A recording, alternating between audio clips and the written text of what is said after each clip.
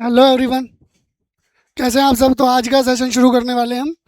तो आज हम क्या करने वाले हैं, जो हमने कल क्लास 11th के बारे में मैथमेटिकल टूल बताए थे। तो कल की सेशन में हमने क्या कराया था, आपको कराया था कल एक्सपोनेंट। तो एक्सपोनेंट्स में हमने कल क्या किया था, पूरा एक्सपोनेंट्स कर लिया था लगभग लगभग। उस एक्सपोनेंट्स के अंदर हमने आपको कुछ रूल बताए थे, और वो लॉ एक बार फिर रिवाइज करा देते हैं। आपको 2 मिनट लगेगा टाइम। तो पहला हमने आपको बताया था कि अगर कोई भी एक बेस वैल्यू है, उसकी पावर m है, और वही सेम बेस वैल्यू है बट उसकी पावर अब की बार अलग है, तो उसका रिजल्ट हमने बताया था कि सेम बेस रहेगा बट पावर एड ऑन हो जाती है। ये आपको पता था, इसका एक एग्जाम्पल भी दिया था। ये सब 12th क्लास में यूज़ होते हैं। दूसरा, सेम बेस है, पावर m है, बट अब की बार यहाँ पर डिवीज़न आ गया और सेम बेस है, पावर n है। तो रिजल्ट क्या रहेगा, सेम बेस पर पावर माइनस हो जाती है। ये आपको पता होना चाहिए। ये सेकंड लॉ हो गया एक्सपोनेंशियल का। थर्ड लॉ हम यहाँ पर ले लेते हैं, जो कह रहा है, थोड़ा अलग कर दिया हमने। सेम बेस है यहाँ पर वैल्यू, बट इसके ऊपर भी एक पावर है अब की बार। ठीक है ना, एक्सपोनेंट हो गया। ये हमने क्या सीखा है, मल्टीप्लाई, डिवीजन। ये उसके ऊपर एक्सपोनेंशियल के ऊपर एक्सपोनेंशियल। तो इसका क्या रिजल्ट रहेगा, ए की पावर m इंटू एन हो जाएगा। इसी तरीके से अगर किसी भी एक्सपोनेंशियल की पावर ज़ीरो अगर हो जाए और उसके ऊपर भी एक ज़ीरो हो जाए, उसके ऊपर भी एक ज़ीरो हो जाए, तो इसका आंसर बेसिकली 1 होता है। इसका 1 हुआ, 1 की पावर फिर ज़ीरो हो गई, इसका आंसर भी 1 ही होगा। अब मान लो एक जीरो और लगा दिया जाए यहाँ पर, तो अब क्या होगा, इसका आंसर भी जीरो। किसी की भी पावर जीरो होती है, उसका आंसर यूनिट होता है। तो यानी कि इसका आंसर किसी की भी पावर जीरो होती है, वो 1 में कंसिडर होता है आपको। और कहीं पर 1 लिख रहा है तो आप उसकी कोई भी डिजिट लिख रही है, मान लो यहाँ पर लिखा होता एक्स की पावर 7 इजिकल टू 1। तो और आपको यहाँ पर कुछ भी फाइंड आउट करना है, तो आपको क्या करना पड़ेगा, एक्स की पावर 7 इजिकल टू 1 है, तो ये 1 की पावर जीरो हो गई। आप ऐसे लिख सकते हो, 1 की पावर ज़ीरो।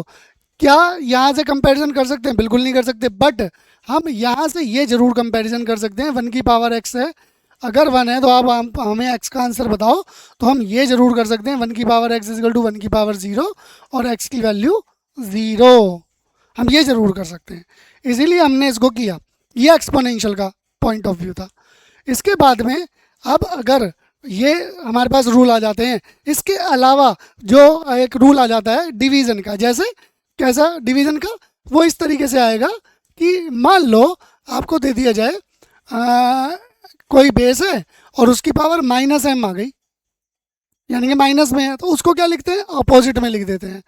मतलब पावर पॉजिटिव हो गई। अब अगर ये लिखा हुआ मिल जाए आपको, तो इसको कैसे करोगे, इसको करने का भी वही सेम पैटर्न है, इसको करने का भी वही सेम पैटर्न है। क्या, अब की बार आपको ये दे दिया जाए, तो आप क्या करने वाले थे, ऑपोजिट करने वाले थे, ए की पावर माइनस m हो गया। दोनों में फ़र्क आपको दिख रहा होगा, बहुत माइन्यूट सा फ़र्क है। ये माइनस में था तो अपॉन में आ गया, ये अपॉन में तो माइनस में आ गया। अब अगर इसकी भी पावर कुछ होती, मान लो इसकी भी पावर कुछ होती, तो कैसे करते थे, कुछ नहीं करते, बिल्कुल सिंपल। मान लो ये आपने लिख लिया होगा, समझ लिया होगा। अब अगर आप मुझे इसकी भी पावर दे देते, तो n दे देते, मैं कुछ नहीं करता, मैं यहाँ पे n लिख देता, बस खत्म। कुछ करना कोई है। तो ये बेसिक फंडामेंटल एक्सपोनेंशियल के फॉर्मूलेज हैं।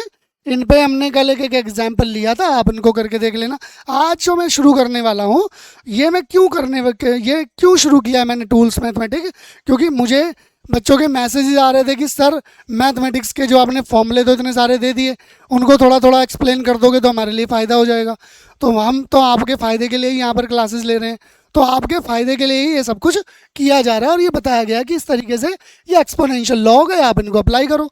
अब आते हैं हम थोड़ा सा और आगे।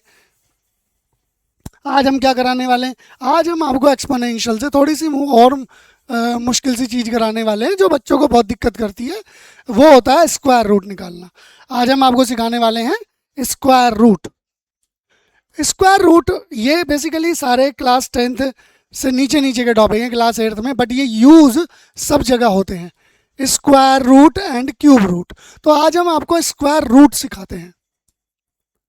सबसे पहले यहाँ पर आपको यही समझना जरूरी है, बहुत एक चीज़ जो कॉमन है, शायद आपको कहीं देखने को मिली हो नहीं मिली हो मुझे नहीं पता। आपने दो वर्ड इसके लिए यूज़ किए होंगे स्क्वायर रूट के लिए। पहले नंबर पे आपने यूज़ किया होगा अंडर रूट, और दूसरे नंबर पे आपने किया होगा स्क्वायर रूट। अब मुद्दा मामला यहाँ पे ये है कि भाई इन दोनों में फ़र्क क्या है, या ये दोनों एक ही हैं, एक ही बंदे के दो नाम हैं, या दोनों ही अलग अलग हैं। यहाँ पर बिल्कुल आपको समझना होगा बच्चों कि ये जो चीज़ें हैं ये दोनों अलग अलग चीज़ें हैं। कैसे? जब हम बात करते हैं, कोई कहता है आपको अंडर रूट, इसका मतलब है कि आपको वो एक क्वेश्चन फॉर्मेशन दे रहा है। अंडर रूट का मतलब क्या है? वो आपको एक क्वेश्चन फॉर्मेशन दे रहा है। एग्जाम्पल के तौर पे हमने कहा under the root 2। Under root 2 का मतलब है कि मुझे इसका आंसर अब आपसे नहीं चाहिए, आपको मैंने लिखने के लिए बोला कि आप इसे लिखो, तो आप अंडर रूट 2 बोल रहे हैं तो आप ऐसे लिखोगे। अब अगर मैं यहाँ पे आपसे कहूँ कि भैया इसका स्क्वायर रूट, रूट 2 का स्क्वायर रूट, स्क्वायर रूट का मतलब है अब मुझे इसका क्या चाहिए आपसे? सॉल्यूशन चाहिए। क्या चाहिए? सॉल्यूशन चाहिए। रूट 2 और अंडर रूट में बस यही एक फ़र्क है, और कोई बड़ा फ़र्क इसमें आपको देखने को नहीं मिलेगा कि भाई ये कैलकुलेशन पॉइंट ऑफ व्यू से अलग निकलेगा, इसका मेथड अलग है ना, ऐसा कुछ नहीं है।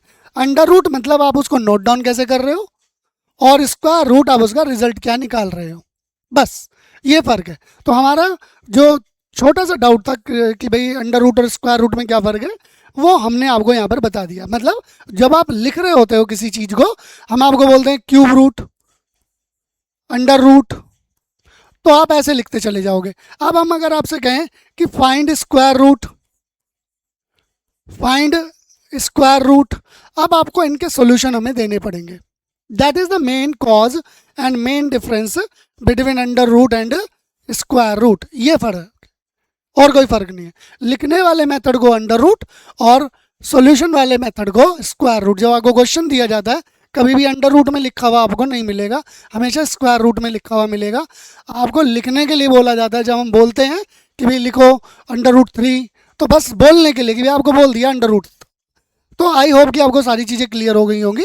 अब मैं आता हूँ थोड़ा सा और आगे, स्क्वायर रूट को निकालें कैसे। बहुत ही सिंपल सी बात है, क्योंकि अंडर रूट तो निकलेगा नहीं, अंडर रूट तो लिखने की कला है। निकलेगा क्या? Square root. यहाँ पर दो चीज़ें आपके सामने आ रही हैं इस वर्ड से रिलेटेड, स्क्वायर प्लस रूट। आपको इस चीज को ही समझना है, बस यही असली रे इसमें खेल होता है। बच्चे कहते हैं कि जिसमें माइनस प्लस कहाँ से आ जाता है, ये आ जाता है, यही है जी। बस जो बच्चा इसको समझ गया या जिसने इसको अच्छे से पढ़ लिया वो क्लियर हो जाएगा। स्क्वायर का रूट पहले समझते हैं। रूट, रूट का मतलब होता है जड़ें। अगर हम इसको बिल्कुल सिंपल सिंपल सी बात से करें, जड़ें, जड़े का मतलब होता है ब्रांचेस। मतलब रूट्स की अंदर से स्मॉल ब्रांचेस होती हैं। आपने देखा होगा रूट्स के अंदर कभी भी जड़ एक सिंगल नहीं होगी, उसकी ब्रांचेस होंगी, उसकी विलीज होंगी। विली आप समझते हैं, बायो वाले बच्चे हैं, नीट के लिए हैं तो आपको विली जरूर पता होगा। तो विलीज होंगी। विलीज क्या होती है आपको पता ही है। अब ये विली का मतलब क्या होता है, यहाँ पर जो रूट्स होंगे वो हमेशा किसी नंबर लाइन पर रिप्रेजेंट होंगे। रूट का मतलब ही होता है किसी नंबर लाइन पर हम उसको रिप्रेजेंट करने की कोशिश कर रहे हैं। नंबर लाइन हमेशा अपने ओरिजिन से शुरू होती है, और एक एल नंबर लाइन का, हम उसको दूसरे कलर से समझा देते हैं, एक एल उस नंबर लाइन का, ये वाला, इसमें सिर्फ दो ही एल बनते हैं, ये वाला एल और एक दूसरे वाला ये ले लेते हैं, एक ये वाला एल। इसके अलावा और कोई इसमें एल आपको देखने को नहीं मिलेगा, सिर्फ दो एल बनते हैं, एक ऊपर वाला एक नीचे वाला। ये जो एल जितना भी होता है ये पूरा का पूरा एल पॉजिटिव होता है। ये वाला एल पूरा का पूरा पॉजिटिव, चाहे हम यहाँ वैल्यू लिखेंगे चाहे हम यहाँ वैल्यू लिखेंगे, ये सारा पॉजिटिव होगा। ये वाला जो एल होता है दूसरे वाला, ये वाला, ये सब नेगेटिव होता है। मैं यहाँ पे लिखूँ, मैं यहाँ पे लिखूँ, मैं यहाँ पे लिखूँ, ये सब क्या होगा? नेगेटिव होगा। इस वाले पोर्शन की बात कर रहे हैं। अगर आप इधर लिखेंगे तो ये वाला तो ऑलरेडी है ही, क्या है ये वाला ऑलरेडी पॉजिटिव है। ये वाला क्या है, ऑलरेडी पॉजिटिव है। अब इसके ऊपर लिखो चाहे नीचे लिखो। तो ये एल, अब इसी को जब हम स्क्वायर रूट में लेते हैं, स्क्वायर, स्क्वायर मतलब उसी डिजिट से मल्टीप्लाई, बस इतना सा समझना, ज़्यादा दिमाग नहीं लगाना, दिमाग लगाने में ज़्यादा दिक्कत हो जाएगी फिर। स्क्वायर का मतलब क्या होता है, आपको कहा गया कि 3 का स्क्वायर बताइए, मतलब क्या है इसका, 3 को 2 बार लिखना है, 3 का स्क्वायर, यही एक्सपोनेंशियल में बताया था, जो डिजिट जितनी बार लिखनी है वो उस वैल्यू को कंसीडर करती है, एक्सपोनेंशियल से ही आया। तो 3 का स्क्वायर का मतलब है 3 स्क्वायर, 3 को 2 बार लिखना है, और अब इसका निकालना है स्क्वायर रूट, तो ये हुआ 9। अगर स्क्वायर कर रहे हैं तो ये ऑलरेडी 9 हुआ, क्योंकि इसमें -3 भी इंक्लूड हो सकता है। ये रहा, ये -3 का भी तो स्क्वायर होता, तब भी इसका आंसर क्या आता, 9 आता। क्यों आता, उसके पीछे देख लेते हैं रीज़न। रीज़न ये होता है कि माइनस और माइनस की जब हम प्रोडक्ट करते हैं तो जो इसका रूल है, तो वो रूल कह देता है कि माइनस की मल्टीप्लाई माइनस से अगर आप कर रहे हैं तो ये प्लस में आंसर देगा। तो ये हमारा आंसर प्लस में आया। तो स्क्वायर करा हमने, चाहे हम प्लस का 3 का स्क्वायर करें चाहे माइनस के 3 का स्क्वायर करें, दोनों का रिजल्ट एक ही है? बट रूट में ऐसा नहीं होगा। रूट मतलब कि ये पॉजिटिव भी हो सकता है और नेगेटिव भी हो सकता है। 9 दोनों के लिए आ रहा है, आपको ये समझना है बस। यानी कि इसको 2 बार लिखा, इसको भी 2 बार लिखा, मतलब 9 के लिए 2 उसके मेन रूट्स हुए, प्लस भी और माइनस भी। आप ये बात ध्यान रखेंगे बिल्कुल, प्लस भी और माइनस भी। तो इसका जो बेसिक चीज है, बेसिक क्या है कि अगर स्क्वायर कर रहे हैं तो 9, और अगर स्क्वायर रूट कर रहे हैं किसका, सबसे छोटी डिजिट हमने 9 ली थी अभी, 9 का कर रहे हैं स्क्वायर रूट, ये साइन होता है सिंबल इसका। अब इसका स्क्वायर रूट करेंगे, अभी राजन सर ने बताया कि ये 3 का स्क्वायर से ही बन रहा है और माइनस के 3 के स्क्वायर, तो इसके रूट क्या हो गए, जड़ क्या है इसकी, जड़ें क्या है, किससे बना, ये किससे बना, एक +3 से भी बन रहा है और एक -3 से भी बन रहा है, इसलिए इसको लिखा जाता है हमेशा +-3। आप इस पर काम करेंगे, फालतू का ज्ञान इधर उधर से मत लेना, बिल्कुल सिंपल सी बात आपको बता दी। इसको समझाने वाले अलग अलग तरीके से समझाएंगे, बट इसके पीछे का जो लॉ है, उसके पीछे की जो बेसिक प्रिंसिपल है, उसके पीछे का जो मैथमेटिकल लॉजिकल रीज़न है, वो यहाँ आपको समझाने की कोशिश की गई है। तो जब आप 3 का स्क्वायर करते हैं तब भी 9, -3 का स्क्वायर, तो अब आपको रूट यानी कि जड़ निकालनी है। ये बना किससे होगा, ये जो बना ये किससे बना होगा, वो चीज़ यहाँ पे आपको लिखनी है। That is known as the square का रूट। स्क्वायर का रूट, जड़ें, स्क्वायर की जड़ें कहाँ से हैं, that is the square root. किसी का भी आप उठा लो, किसी का भी जो आपका मन करे। और चलो थोड़ा और आगे बढ़ा लेते हैं।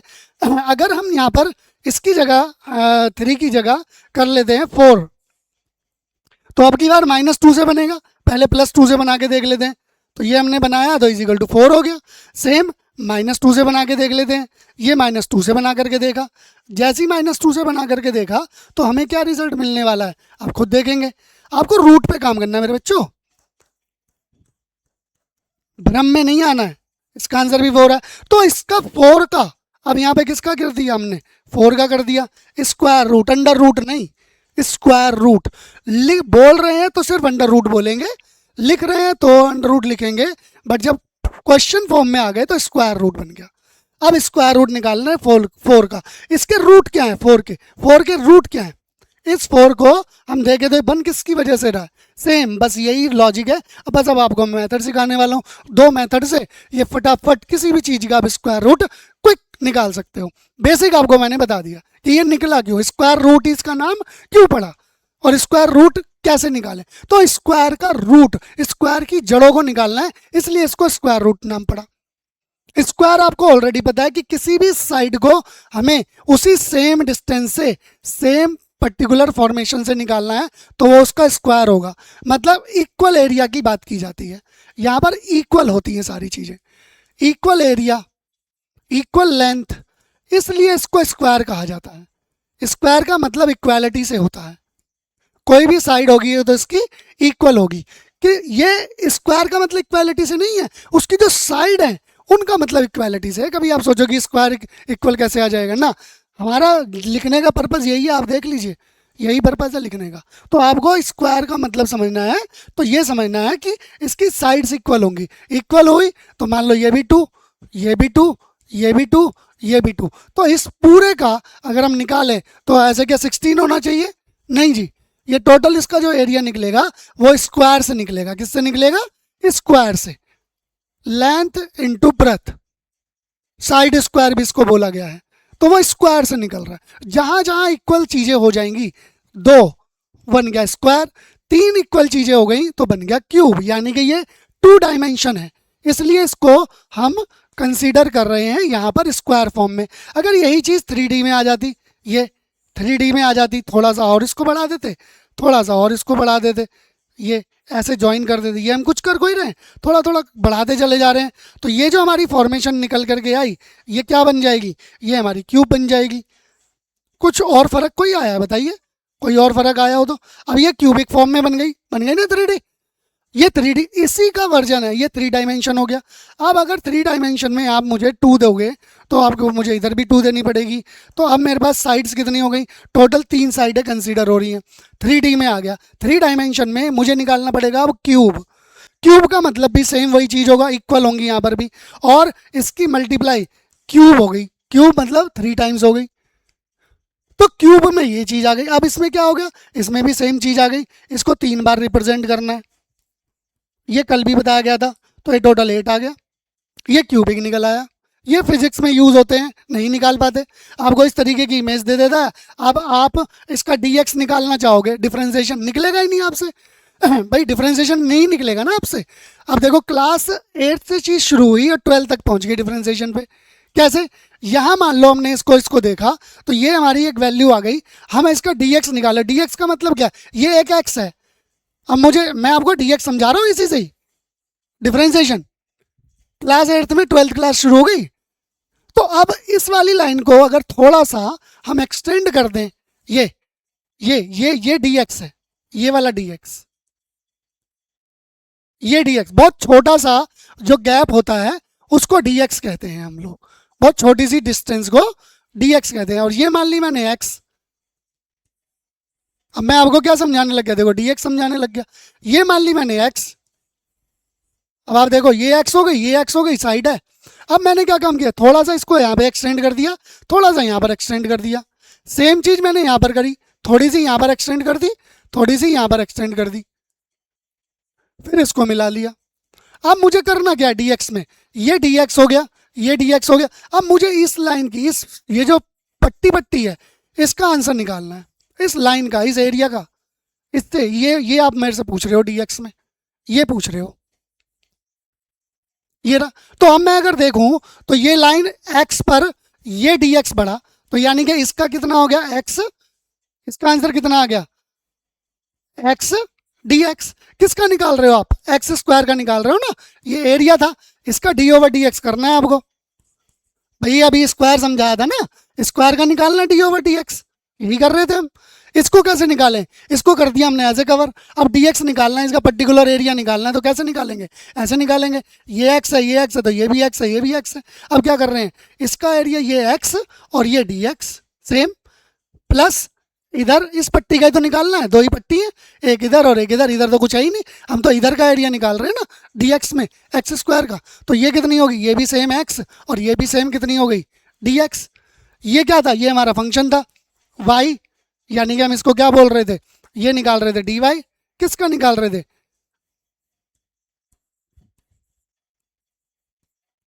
एक्स स्क्वायर का। यही तो कर रहे हो आप। ये 12th वाले 11th वाले को सब समझ में आ रहा होगा। 8th से हट गया ना टॉपिक। निकाल के सरे 8th के स्क्वायर रूट से हम डिफरेंशिएशन पर पहुंच गए। कैसे निकलेगा वो देख लो। अब इसको देखें अगर, तो ये हो गया y dy, Y X square, इसका निकालना है। एक एक्स डी एक्स ये रहा, एक ये रहा, टोटल कितने हो गए? 2x dx। बताओ हुआ नहीं हुआ? अब आप क्या करोगे? इस dy dx को इधर ले आओगे, तो ये क्या हो गया? dy ओवर dx, किसका? एक्स स्क्वायर का कितना हो गया? 2x। यही तो आंसर होता है, जाके चेक करो। तो हम जो समझा रहे थे, हमारा पॉइंट समझो कि आपको स्क्वायर रूट सिखाया और आप कहाँ पर पहुंच गए? आप पहुंच गए सीधा सीधा डिफरेंशिएशन पर। ये वहां पर काम करता है, 8th क्लास का टॉपिक है, बट यूज कहाँ पे हो रहा है? यूज हो रहा है क्लास 12th में।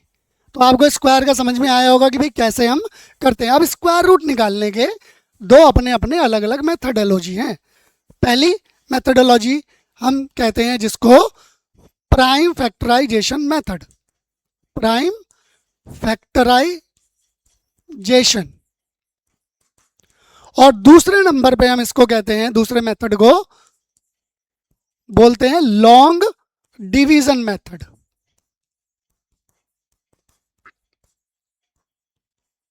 अब दोनों में फर्क क्या होता है, ये कल भी चर्चा की गई थी इस विषय पे कि भाई प्राइम फैक्टर होता क्या है। बस ये क्लियर हो गया तो आपसे सब चीज़ें क्लियर होना शुरू हो जाती हैं। अब जैसे हम बात कर रहे हैं प्राइम फैक्टराइजेशन की, प्राइम नंबर की बात हो रही है यहाँ पर। वो फैक्टर जो सिर्फ प्राइम नंबर से होंगे उनको प्राइम फैक्टराइजेशन कहते हैं। जैसे प्राइम नंबर सबसे छोटा होता है 2, जो खुद से डिवाइड होगा या अपने 1 से डिवाइड होगा। 3 जो खुद से डिवाइड होगा या 3 से। 1 क्यों नहीं होता? 1 भी तो खुद से और अपने उससे होता है। वो यूनिट डिजिट है, वो यूनिट नंबर है, इसलिए उसको यहाँ पर कंसीडर नहीं करते। वो नेचुरल नंबर में भी आता है, इसलिए यहाँ पर कंसीडर नहीं करते। जो नंबर यहाँ नहीं आया वो पहला नंबर है 2। तो 2 पहला स्मॉलेस्ट प्राइम नंबर है। फिर 3 होता है, 3 के बाद में 5, के बाद में 7, 7 के बाद में 9 नहीं होता, 11। 9 क्यों नहीं होता? क्योंकि वो 3 के टेबल में भी आता है, 9 के में भी आता है और 1 में भी आता है। 11 या तो 1 में आएगा या फिर अपने अंदर आएगा, यानी कि 11 1 जा 11 और 1 11 जा 11। इस तरीके हमें प्राइम नंबर वही नंबर होते हैं जो अपने टेबल में आए या फिर 1 के टेबल में आए, और किसी में नहीं आएंगे, वही प्राइम नंबर हो सकते हैं। 15 नहीं आएगा क्योंकि 15 5 के टेबल में भी आता है, 3 के टेबल में भी आता है और 15 के टेबल में भी आता है और 1 के टेबल में भी आता है। फिर उसके बाद में आता है 17, 17 अपने टेबल में आएगा या तो फिर 1 के टेबल में आएगा। फिर उसके बाद में आता है 19। तो ये मैं यहाँ पर क्या समझाने की कोशिश कर रहा हूँ आपको, प्राइम फैक्टराइजेशन होता क्या है मेरे भाई, यहाँ ये समझाने की कोशिश की जा रही है। क्या होता है? वो प्राइम फैक्टर जो सिर्फ इनसे ही, जो डिजिट इनसे डिवाइड होगी, इसके आगे और भी है, इन्फिनिटी तक है, जो डिजिट इनसे डिवाइड हो जाए और जो फैक्टर बने, छोटे छोटे टुकड़े बने, उनको प्राइम फैक्टराइजेशन कहेंगे। बिल्कुल सिंपल सी कहानी है, कोई रॉकेट साइंस कोई है। अब इसमें एग्जाम्पल ले लेता हूँ, एक छोटा सा एग्जाम्पल ले लेता हूँ, बस फिर उसको वाइंड अप करेंगे, आगे चलेंगे। हमें निकालना है स्क्वायर रूट, ये रहा स्क्वायर रूट 256। एक हमें स्क्वायर रूट निकालना है 1024। दो, इन दोनों क्वेश्चन को फटाफट समझ लेते हैं और हमें क्लैरिटी आ जाएगी कि प्राइम फैक्टर से निकालें कैसे स्क्वायर रूट। ठीक है, अब हमने इसको फटाफट इरेज कर दिया। जैसे ही इरेज किया तो हमें अब समझ में आ गया कि भैया हमारे पास क्वेश्चन के लिए स्पेस मिल गया। तो स्पेस में क्या आ गया, सबसे पहले कर लेते हैं यहाँ पर स्क्वायर रूट 256 और यहाँ पर लिख लेते हैं 1024। अब इसको नीचे एक्सटेंड कर दो, बस यहाँ पर ऐसे ऐसे बॉक्सेस बना दो। पहले स्मॉलेस्ट प्राइम नंबर से डिवाइड करके देखेंगे। तो सबसे पहला स्मॉलेस्ट प्राइम नंबर क्या था, अभी हमने लिखे थे, तो सबसे छोटा था हमारे पास 2। ये हमारे पास स्मॉलेस्ट प्राइम नंबर है अभी की टाइम में। तो हम पहले 2 से डिवाइड करेंगे। क्या 2 से डिवाइड हो रहा है? बिल्कुल, ट्राई मारते हैं जी, बिना ट्राई करे कैसे पता चलेगा। 2 1 जा 2, 2 2 जा 4, बचा 1, 16, 2 8 जा, बिल्कुल हो गया जी। 128 आ रहा है, क्या 2 से फिर जाएगा? ट्राई कर लेते हैं। 2 6 जा 4, फिर 2 से डिवाइड कर देते हैं। 2 3 जा 6, 2 2 जा 4, फिर 2 से डिवाइड कर लेते हैं 16, फिर 2 से डिवाइड कर लेते हैं 8, फिर 2 से डिवाइड कर लेते हैं 4, फिर 2 से डिवाइड कर लेते हैं 2, फिर 2 से डिवाइड कर लेते हैं 1। कब तक डिवाइड करना है? जब तक 1 नहीं आ जाएगा। ये जो टुकड़े टुकड़े हुए हैं ये है प्राइम फैक्टर। ये 3 से भी हो सकते थे, 5 से भी हो सकते थे, 7 से भी, कहीं 2 कहीं 3 कहीं 5, उस तरीके से। अब हमें क्या निकालना है? इसका स्क्वायर रूट। अब हम क्या लिखेंगे? इसके फैक्टर। फैक्टर लिख दिए हमने यहाँ पे 2 into 2 into 2 into 2 into 2 into 2। गिनते हैं कितनी बार आया? 1 2 3 4 5 6 7 8। 1 2 3 4 5 6 6 7 8। लो जी, इंग्लिश में भी पढ़ा देते हैं, आपको लगेगा कि इंग्लिश में भी पढ़ाते हैं सर। ये आ गया। अब क्या करना है, कमाल कर देना है। स्क्वायर रूट बताया तो स्क्वायर रूट में पेयर बनेगा। क्यों? क्योंकि स्क्वायर का रिजल्ट है, स्क्वायर बताया था। 2 4 को कैसे लिखते हैं, 4 को कैसे लिखते हैं 2 इंटू 2। ये 4 को कैसे लिखते हैं 2 इंटू 2। तो 2 का स्क्वायर 4 और 4 का स्क्वायर रूट प्लस माइनस 2, तो ये पेयर बन जाते हैं। इसलिए यहाँ पर हम क्या बना रहे हैं, इसके पेयर बना दिए। तो जो 2 डिजिट है उनको एक पेयर बोलते हैं। एक पैर में 2 चप्पलें, है ना, या 2 पैर में 2 चप्पलें। वेरी गुड, जो भी आप समझे। पेयर का मतलब आपको पता होगा, मुझे बताने की जरूरत नहीं है, ऑलरेडी यहाँ पर ये हमने मेंशन कर दिया। 2 कितनी बार आ गया यहाँ पे पेयर में, एक पेयर ये आया, एक ये आया, एक ये आया और एक ये आया। अब सबको कर दो मल्टीप्लाई, 2 की 2 से मल्टीप्लाई 4, 4 की मल्टीप्लाई 2 8, 8 की मल्टीप्लाई 2 16। तो इसका आंसर स्क्वायर रूट का आया प्लस माइनस 16। आपको प्लस माइनस जरूर लगाना है, ये बड़ी क्लासेस में। यहाँ पे छोटी में आपको नहीं लगवाएंगे, 256 का 16 लिखवा देंगे, गलत कॉन्सेप्ट है, ऐसा नहीं होता।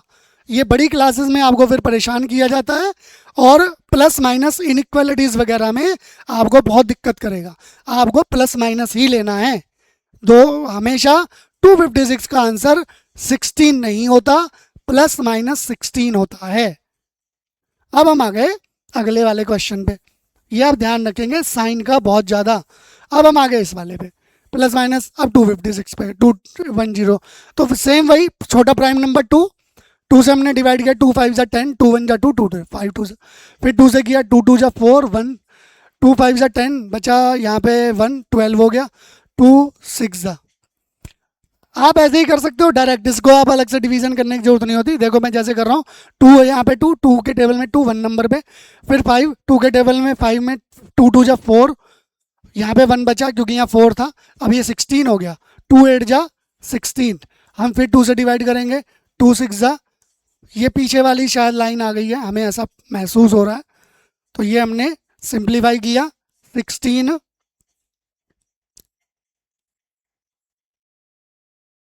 फिर 2 से किया 8, फिर 2 से किया 4, फिर 2 से किया 2, 2 से किया 1, आ गया जी। ये प्राइम फैक्टर आए।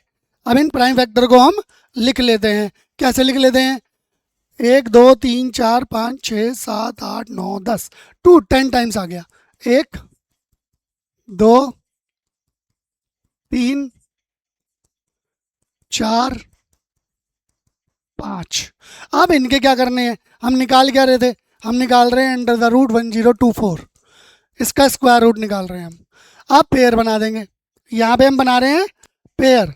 पेयर हमने जैसे ही बनाए, एक पेयर ये बना, एक ये बना, एक ये बना, एक ये बना, एक बना, 5, 2 मल्टीप्लाई 2, ये हमने किससे निकाला है, ये हमने निकाला है प्राइम फैक्टराइजेशन से। स्क्वायर रूट मल्टीप्लाई कर दो, 2 2 जा 4, 2 जा 8, 2 जा 16, 2 जा 32, प्लस माइनस 32। हमसे अगर आप पूछोगे तो इसका आंसर प्लस माइनस 32। आपको बिल्कुल ध्यान रखना है, छोटी क्लासेस से ही गड़बड़ होती हैं, बेस खराब कर दिया जाता है, फिर आगे क्वेश्चन निकलते नहीं हैं। आपको ये ज़रूर समझना है, स्क्वायर रूट हो या क्यूब रूट हो, उनके अलग अलग उनके साइन होते हैं, उनको मैंने पहले ही बताया कैसे होते हैं। अभी आप इस वीडियो को पीछे जाके चेक करो, आपको पता चलेगा कि प्लस माइनस ही क्यों लिए हैं, क्योंकि हम रूट की बात कर रहे हैं और रूट हमेशा 2 पॉइंटों पर होते हैं, या तो प्लस पर या तो माइनस पर। हमें नहीं पता कि दोनों प्लस हैं दोनों माइनस हैं, इसलिए हमने पहले से ही ऑथेंटिकेट कर दिया, अप्रूवल दे दिया कि इट में भी प्लस इट में भी माइनस, दोनों प्लस भी हो सकते हैं दोनों माइनस भी हो सकते हैं, एक प्लस हो सकता है एक माइनस हो सकता है, एक माइनस हो सकता है एक प्लस हो सकता है, कुछ भी कंडीशन हो हमारे लिए ये आंसर निकलेगा और यही इसका बेस्ट आंसर है।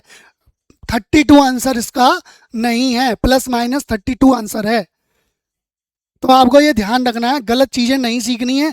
6th 7th 8th में सब गलत गलत पढ़ के चले जाओगे, 9th 10th में गलत गलत परफॉर्म करोगे, 11th 12th में गलत गलत रिजल्ट दोगे और फिर कोई भी कंपटीशन आपसे नहीं निकलेगा। अब आ जाते हैं मुद्दे की बात पे। ये बहुत सिंपल सी चीज़ थी, इसको बोलते हैं प्राइम फैक्टराइजेशन। आपको कोई भी नंबर दिया जा सकता है, छोटे से छोटा बड़े से बड़ा। यहाँ पे की कॉन्सेप्ट आपको क्लियर कर दिया गया है। दूसरा मेथड था हमारे पास जिसको हमने बोला था, क्या बोला था, लॉन्ग डिवीजन मेथड। नाम से पता चल रहा है, पहली बात तो ये लंबा होगा और दूसरे नंबर पे ये डिवाइड की फॉर्मेट में होगा। अभी आप कहोगे प्राइम फैक्टर भी तो डिवाइड करके किया था, वो फैक्टर की फॉर्म में हमने डिवाइड किया है। ये नॉर्मल जैसे डिवीज़न होती है उसी तरीके से ही डिवाइड करेंगे, है ना। एग्जाम्पल के तौर पे यही छोटा सा एक एग्जाम्पल ले लेते हैं। अभी हमें निकालना था 1024 का, सेम इसमें यही साइन चलेगा, इसमें आपको ऐसे नहीं बनाना जैसे प्राइम फैक्टराइजेशन में बनाया था। इसका मेथड ये है। अब इसका तरीका क्या होता है? इसका तरीका होता है आपको सबसे पहले इसमें पीछे से पेयर बनाना। पीछे का मतलब यहाँ से शुरू करना है। अब एक दूसरा एग्जाम्पल ले लेते हैं, चलो ये तो 4 थी, 5 ले लेते हैं, कोई डिजिट 5 थी, मान लो आपकी तरफ से ले लेते हैं 2 3 4 5 6 ले ली, ये इसका स्क्वायर रूट निकाल। इसमें सबसे बड़ी खासियत ये होती है आप किसी का भी स्क्वायर रूट निकाल सकते हो, आपके पास डिजिट होनी चाहिए, बस डिजिट होनी चाहिए, कितनी छोटी से छोटी बड़ी से बड़ी। अब 12th क्लास में फिजिक्स में यहाँ पे फंस जाएगा क्वेश्चन, स्क्वायर रूट ये छोटी लग रही है, चलो क्योंकि ये है ही छोटी वाकई में, तो इसको थोड़ा और बड़ी कर देते हैं, 2 3 4 5 6 7 8 9। अब इतनी बड़ी डिजिट आ गई, जो बायो का बच्चा है वो तो बेचारा देखते ही घबरा जाएगा कि अरे यार इतनी बड़ी कैलकुलेशन करूंगा कैसे, ये तो पूरा टाइम ले जाएगी। बस यही चीज़ सिखाने के लिए राजन सर आपके सामने आए हैं, लॉन्ग डिवीजन मेथड। पहले छोटे से ट्राई करेंगे और फिर बड़े पर जाएंगे, छोटे से बड़े की तरफ। तो कुछ नहीं करना, बिल्कुल सेम फॉर्मेट को अप्लाई करते चले जाएंगे। पेयर बनाने हैं पीछे से, पेयर बनाने हैं पीछे से। पेयर का मतलब होता है जोड़ा। अरे सर यहाँ पे भी आपने बराबर ले ली, तो मैं आपको कुछ अलग सिखाना चाह रहा हूँ, इसलिए मैं आपके लिए कम डिजिट कर लेता हूँ, सिर्फ आपको सिखाने के लिए। अब मैं दोबारा से इसके पेयर बनाऊंगा, तो मैं यहाँ से बनाना शुरू करूंगा 1 2 3, बस मुझे यही डिफरेंस सिखाना था। यहाँ पे 4 डिजिट है, अब यहाँ 3 भी हो सकती हैं, 5 भी हो सकती हैं, मतलब कोई भी एक ऐसी डिजिट जो एक्स्ट्रा बच जाएगी। ऐसे यहाँ पर ऐसी ऐसी की जो पूरी पूरी बन रही है, बस इतना सा ध्यान रखना है। अब निकाल लेने इनके स्क्वायर। क्या निकाल लेने? स्क्वायर। जैसे 2 का स्क्वायर 4, 3 का स्क्वायर 9, 4 का स्क्वायर 16, 5 का स्क्वायर 25, 6 का स्क्वायर 36, 7 का स्क्वायर 49, 8 का स्क्वायर 64, 9 का स्क्वायर 81। मैंने यहाँ पे आपकी हेल्प के लिए कुछ स्क्वायर लिख लिए। क्यों लिखे हैं अभी आपको क्लियर होने वाला है। आपको ये पता होना चाहिए, क्योंकि अभी आप सीख रहे हो, तो ये बस आपको पता होना चाहिए। वैसे इसकी कोई रिक्वायरमेंट आपको आने वाली है नहीं। अब क्या, अब करना है आपको सिंपल सा कि भैया ये क्या करवाना चाह रहे हैं। यहाँ पे पेयर और यहाँ पर पेयर नहीं है, तो अब इससे छोटा भी कोई स्क्वायर होता है, बिल्कुल होता है 1 का स्क्वायर, इसलिए मैंने इसको अलग लिखा है और अलग पेन से लिखा है। 1 का स्क्वायर भी 1 होता है। अब मैं यहाँ पर आया, डिवीजन में क्या करते थे, डिवाइड में। डिवीजन क्यों पड़ा इसका नाम, इसलिए पड़ा, हमें यहाँ पर सिंपल डिवाइड करना है और ये लॉन्ग मेथड से होता है, इसलिए इसको लॉन्ग डिवीजन कहा जाता है। अब आते हैं मुद्दे की बात पे, कैसे करेंगे। यहाँ पर सिंगल 2 है, यानी कि एक डिजिट बची, 2 पेयर बन गए सबके, बट 2 का नहीं बना। यहाँ पर सब पेयर में आ रखे हैं।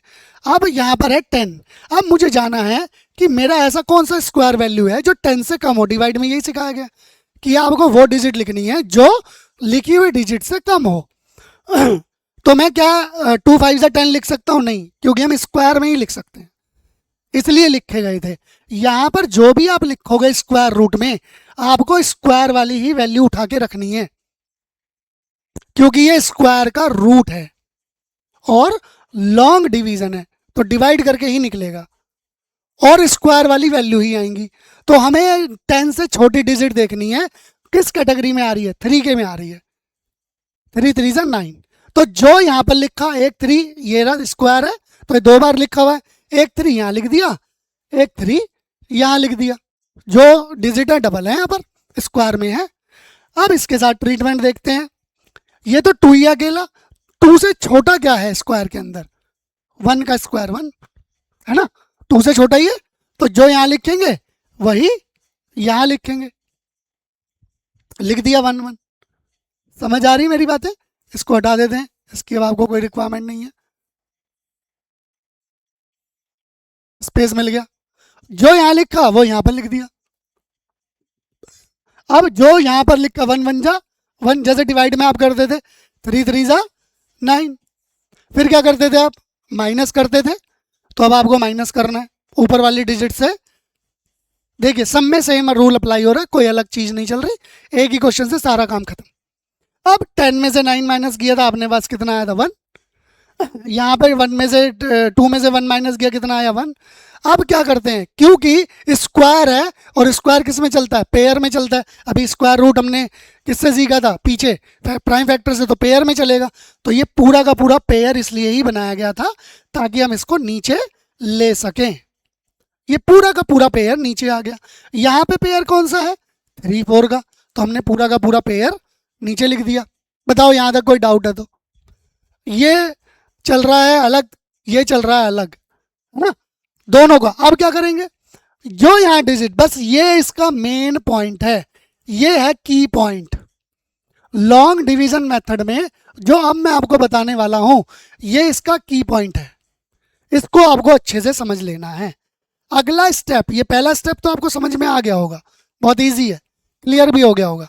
आपको अगले स्टेप में क्या करना होता है, जो भी डिजिट यहाँ लिखी हुई हो, उसमें डेसिमल हो कुछ भी हो वो नहीं देखना, डिजिट देखनी है सिर्फ।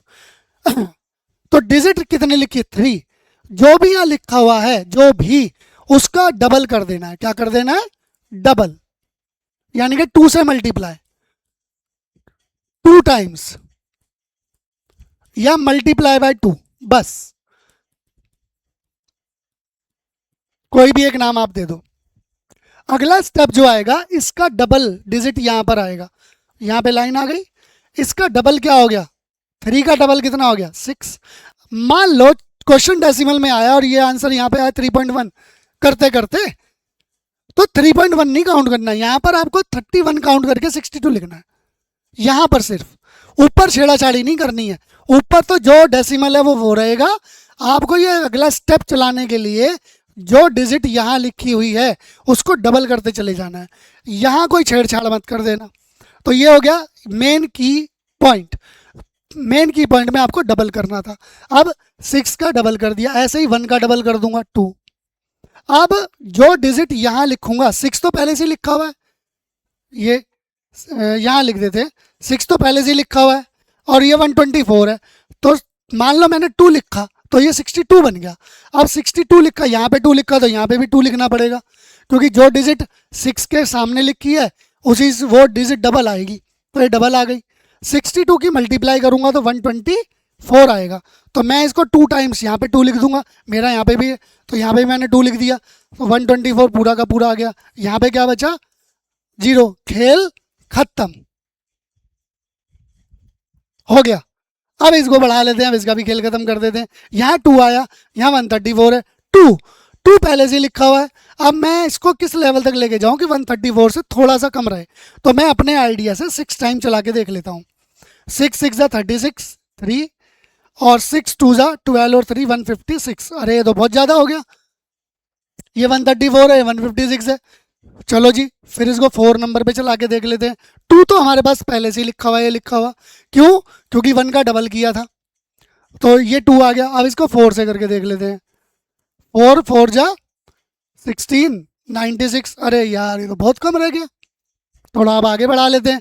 26 भी कर लिया, 24 भी कर लिया, अब कौन बचा, कौन सा, 25, 5 5 जा 25, ये 125 होता है और ये 134 है। इसका मतलब ये 5 नंबर पे चला जाएगा। यहाँ पे 1 था, ये 5 नंबर पे चला गया। 125, ये 5, तो इसका आंसर कितना है, 120। अब इसको फिर क्या करेंगे, सेम माइनस करेंगे, जैसे करते हैं माइनस। ये माइनस किया तो 9 आया। अब 9 आया, फिर अगले में क्या लेंगे, नेक्स्ट पेयर ले लेंगे। नेक्स्ट पेयर क्या है, 56 पेयर है, 956 हो गया। फिर क्या करेंगे, अब देखो यहाँ पे चीज़ें क्लियर होने लगेंगी। अब ये 15 हो गया। अगला स्टेप क्या कह रहा था, अगला स्टेप कह रहा था डबल। किसका डबल, जो यहाँ लिखते चले जाओगे, डेसिमल वैसिमल कुछ भी हो, आपको वो डेसिमल नहीं देखना। मान लो 1.5 आता, हम डेसिमल में होते, बट फिर भी इसको 15 ही काउंट करेंगे, 15 का डबल कर देंगे। तो 15 का डबल बताइए कितना आता है, 15 का डबल आ जाता है जी 30। अब ये 30, अब ये 30 तो पहले से ही लिखा हुआ है। अब इसके पीछे मैं क्या लिख दूं ऐसा कि जो 900 के करीब आ जाए, तो मैं पहले 3 नंबर पे देख लेता हूँ। 3 3 जा 9, 909 आ गया। अब मैं इसको 4 नंबर पे भी चला के देख लेता हूँ एक बार। 30 पहले से लिखा हुआ है, 4 और लिखा, तो 4 4 जा 16, 1216 हो गया। ये तो बहुत बड़ी डिजिट हो गई। इसका मतलब कौन सी वैल्यू जा रही है, वो वाली वैल्यू जा रही है। हमने ये हटाया और ये वाली वैल्यू को 3 नंबर पे चला करके लिख दिया। ये आ गया जी 3 नंबर पे चलाया था तो कितना आया था 909। इसको इसमें से फिर सेम वही माइनस करेंगे, कब तक, जब तक ये यहाँ तक नहीं पहुँच जाएंगे। अब हम इसको सॉल्व कर रहे हैं तो यहाँ पर कितना आ गया 16 है, तो ये आ गया हमारे पास 7, यहाँ पर बचा 4, ओनली 47 बचा। अब क्या करेंगे, अब नेक्स्ट वाला ले लेंगे पेयर, क्योंकि पेयर ही लेना है। बताइए 4 7 7 8, यहाँ तक समझ में आ गया होगा। अब इसको यहाँ पे कर देंगे आपके लिए, ये आपका ऑलरेडी समझा चुके हैं। तो अब हम आगे इसके आगे, अब इसके आगे क्या करना है जी, देख लीजिए ये डिजिट आ गई यहाँ पे 303। अब इसका क्या 153, तो अगला स्टेप कहाँ से आना चाहिए, 153 के डबल से आना चाहिए। समझ देखते जा रहे हैं चेन, पहले 1 का डबल किया 2, फिर 15 आया, 15 का डबल किया 30, फिर अब 153 का डबल कर देंगे। क्लियर है, तो 153 का डबल करने के लिए 2 से मल्टीप्लाई कर दो, तो 6 आ गया, 5 2 जा 10 और 2 1 जा 2 और 1 3, 306 आ गया। यहाँ पे क्या था 4 7 7 8। अब क्या करेंगे, 4 7 7 8 है, ये पहले से 306 लिखा हुआ है, ये रहा।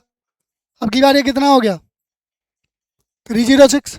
अब अगर मैं इसमें एक भी लिख दूं तो ये तो 3000 बन गया ना। अगर मैं यहाँ 2 लिख दूंगा 3 2 जा 6000 हो जाएगा, तो 4000 ही है। तो आगे तो मल्टीप्लाई करने का कोई लॉजिक ही नहीं बनता। 1 नंबर पे जाएगा, कितने नंबर पे जाएगा 1 नंबर पे, तो ये हमारा आ जाएगा 3061। ये हमारा निकल गया एग्जैक्ट आंसर। अगर इसको डेसिमल के 2 प्लेस तक भी लेके जाना है तो अब हम इसको और थोड़ा सा आगे बढ़ा देंगे। कैसे, 7 1, उसके बाद में 7 1, ये मेरा बचा। अब यहाँ पे तो डिजिट ही खत्म हो गई, आगे क्या डेसिमल लगाओ, वहाँ पर 1 0 गिफ्ट मिलती थी, यहाँ पर सारा खेला पेयर में चल रहा है, तो यहाँ पर पेयर मिल जाएगा आपको गिफ्ट। 2 0 आ गई, डेसिमल लगा दिया अब आपने, क्या आ गया आपके यहाँ आंसर, क्या आ गया आपके पास 1531 पॉइंट लगाते ही 2 0 गिफ्ट हो गई। सेम वही काम 1531 का डबल यहाँ पर आएगा अगले स्टेप में, इस चीज का डबल कितना हो जाएगा, ऑलरेडी 3062 मल्टीप्लाई कर लेना बेटा, है ना। ये हो गया, हमने तो कर रखी है, हमें तो पता है, बट आप मल्टीप्लाई कर लेना 3062। अब ये 3000 है और ये कितना है 1 10 100 1000 10,000 लाख 1 लाख है, इसका मतलब अच्छी खासी रकम है ये भी। तो अब हम क्या करेंगे, इसको चला करके देख लेते हैं। 3062 5 नंबर पे क्या चल पाएगा, सीधा 5, क्यों 5 3 जा 15, 1.5 लाख के करीब हो गया। ये 1,71,000 है, हमने ऐसे आइडिया लगा लिया। 30,000 है ना, इसको छोड़ दो, 30,000 30,000 है, 30,000 को 5 से मल्टीप्लाई करोगे तो 1,50,000। अब इसमें देख लेते हैं कितना आसपास पहुंचेगा। 5 5 जा 25, 5 2 जा 10 और 2 1 5 30 31। लो जी 1531, यहाँ पे वो डिजिट लिख दो, डेसिमल के एक प्लेस मिल गया हमें। कितने नंबर पे चला 5 पे, यहाँ पे 0.5 नंबर पे चल गया। इसको और आगे चाहे, हमारी स्टैंडर्ड फॉर्म कहाँ तक होती है, डेसिमल के 2 प्लेस तक, बस उसके आगे नहीं, स्टैंडर्ड फॉर्म होती है वो। तो हमने आपको पूरा long division with decimal 2 places तक आपको समझा दिया। Square root is the key, ये आपको नहीं आए, देखो कितनी बड़ी डिजिट थी, 1 शॉट में हमने कर दी। अब हमारे पास ये आ गया, इसको इरेज कर देते हैं। समझ में आ रहा है, हम इसको बार बार रिमाइंड करके देखोगे तो आपको मास्टरी हो जाएगी पूरी की पूरी। ये डिजिट आई, इसको माइनस करेंगे तो यहाँ पे आएगा 5, यहाँ पे आएगा 9 में से 7, यहाँ पर 6 में से गया 5, यहाँ पर हो गया 11 में से 8, 6 में से 1, 18575। अब आगे अगर चलाना है तो इसमें 2 0 हमें फिर गिफ्ट मिल जाएंगी, और अब हम इसका फिर डबल कर देंगे, इसका सॉरी गलत, इसका। अब इसमें क्या करेंगे 15315 है, डेसिमल नहीं, डबल करने तक, सिर्फ डबल करने के लिए है। तो उसका आंसर क्या आ जाएगा, उसका आंसर आ जाएगा 3062 30 मल्टीप्लाई कर लेना बेटा, हमें तो पता है, आप कर लेना। ये आंसर आ गया। हमने कैसे किया, 15 का तो 15 का तो 30 लिख दिया और 315 का 630, इसलिए तो हमने तो डायरेक्ट कर दिया। आप भी अगर इतने चैंपियन हो मैथमेटिक्स में फिर तो कोई बात ही नहीं है।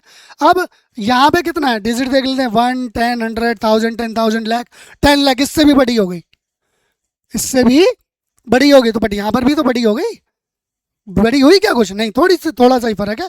तो ये तो 5 नंबर पे जा रही थी, तो अब इसको कितने नंबर पे चला सकते हैं, इसको कम से कम आप 9 नंबर पे चला सकते हो। 1, 10, 100, 1000, 10,000, लाख, ओहो ये तो 3 लाख हो गया, नहीं जाएगा। 3 नंबर पे 3 18, अरे ये तो नहीं जाएगा भाई, क्योंकि 18 तो पहले से ही है। तो कितने पे जाएगा, ये जाएगा ओनली 2 नंबर पे। 2 जाते ही 3, 2 जा 3, 4 जा 4 नंबर पे जाएगा, बिल्कुल सही बात है, 3065। अब करके देख लेते हैं, यहाँ आपके लिए मल्टीप्लाई, 5 5 जा 25, 5 6 5 3 जा 15, 31, ये आ गया जी 15 3152, 15 3152 अब ये जो डिजिट आई है कितने नंबर पे आई है, 5 नंबर पे, यहाँ पे भी 5 आ गया। ये आपका एग्जैक्ट स्क्वायर रूट निकला किसका, 2 3 4 5 6 7 8 का, 1531.55। तो ये आपका आंसर निकला है square root long division method से। इस तरीके से आप करोगे, जो डिजिट यहाँ आती रहेगी उसको डबल करके यहाँ लिखते रहोगे, और पेयर में जो भी काम होगा, जो यहाँ डिजिट आएगी वो डिजिट वहाँ पर भी आपको लिखनी पड़ेगी। ये बिल्कुल सिंपल सा है आपका square root long division method और square root prime factorisation method. ये कहाँ यूज होते हैं, यहाँ तो यूज होते ही हैं, ये डिफरेंशिएशन में भी यूज होते हैं। कैसे होते हैं वो भी मैंने आपको एक छोटा सा ब्रीफ दिया था कि आपको डिफरेंशिएशन निकालना है तो आप निकालते कैसे हो, उस तरीके से आप इसको इम्प्लीमेंट करते हो। कि भाई आपको ये तो पता है कि एक्स स्क्वायर का डिफरेंशिएशन ये रहा, डी ओवर डी एक्स, अगर निकालोगे तो इसका कितना आएगा, 2x आएगा, या इसका D Y over D X भी निकालोगे तब भी वही आया। कैसे, यही तो है, ये क्या है, ये वाई का काम कर रहा है, वाई क्या है, पॉलिनोमियल, निकला क्या, डी वाई, किसका निकला, अब आप जिसका भी निकालना चाह रहे हैं, किसका निकालना चाह रहे हैं, एक्स स्क्वायर का, कितना आंसर आना चाहिए, 2x। तो ये 2x कैसे आया वो भी हमने आपको प्रूव करके पीछे दिखा दिया। तो ये स्क्वायर रूट हुआ। उसके बाद में क्यूब रूट सिर्फ प्राइम फैक्टराइजेशन से निकलता है। क्यूब रूट में ओनली हम 3 के पेयर ले लेते हैं, 3 3 का, और ये किससे निकलता है, प्राइम फैक्टराइजेशन से निकलता है, prime factorisation. Prime factorisation already we have discuss with you कि भैया ये प्राइम फैक्टर से होगा। एग्जाम्पल के तौर पे आपने मुझे दिया 102524 और इसका निकालना है क्यूब रूट। क्यूब रूट का यहाँ पर ये स्क्वायर रूट का साइन है, बस यहाँ पर 3 और आ जाएगा, तो ये बन गया क्यूब रूट, क्योंकि 3 टर्म्स आनी है इसमें। इसके फैक्टर हमने ऑलरेडी किए थे, तो हम इसको करके देख लेते हैं। 10 बार आया था, 2 आप मल्टीप्लाई कर लेना, मैं करके भी दिखा दूंगा आपको अभी। ये 10 बार आएगा,